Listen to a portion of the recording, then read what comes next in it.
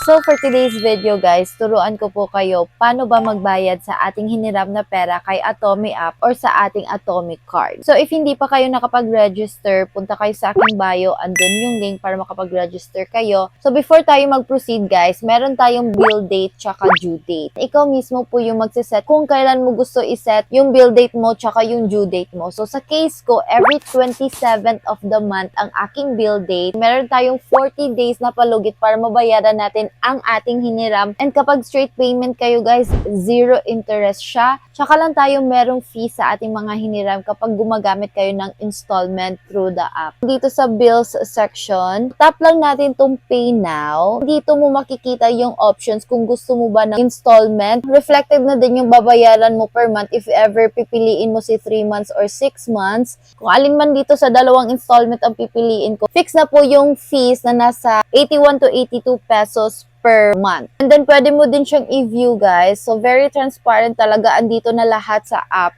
Pili ka na lang kung anong gusto mo. Meron din tayo ditong pay in full. In my case, pay in full tayo dito kasi carry bells lang naman tong 1.6 bayaran in full. Tap mo lang tong confirm payment plan. Pag-proceed ka na dito, pili ka kung ano yung payment method na gagamitin mo. Meron silang bagong features na Atomy Savings. So, tinatry ko din siya right now. Pwede kayo mag-top up dyan kasi no fee din siya. And the other option is QRPH. Usually, kapag nagbabayad ako, etong QRPH yung ginagamit ko. Once nakapili ka na ng payment method mo, tap mo lang yung confirm payment. Maglalabas na po yan siya ng QR. Wait lang ha, babayaran ko muna to siya. Payment successful. Ganun lang kadali magbayad kay Atomy. Either antayin mo yung bill date mo or pwede ka mag-pay early. Depende talaga. Meron na tayong a total of 21,000 na spending limit. Talagang lumalaki siya guys every time na ginagamit ko siya. Puro swipe kasi ako. Sana nakatulong itong ating video. If you still have questions about Atomy, just comment down below. I'll try my best na masagot ko siya. Thank you so much for watching and I hope to see you on the next one. Bye!